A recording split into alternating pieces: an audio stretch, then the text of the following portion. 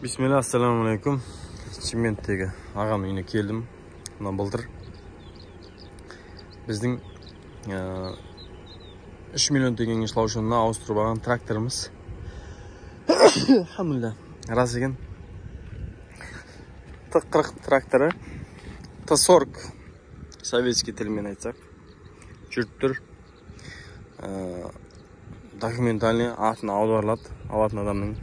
В общем, осы трактор сатылады. Мынандай соқасы бар. Жер жыртатын тармасы бар. Шөп жинайтын несі бар. Тағы үйде шөп оратын бір аппарат бар. В общем, 4-5 сайманы бар. Трактордың алдыңғы дөңгелектерін ауыстыру керек. Трактор жүріп тұр. Ауылдық жерге әдемі. Кімге интересно, хабарласыңыздар.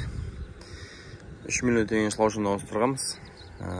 Бағасын келіссек, ортақ баға шықса, бер жереміз иншалла.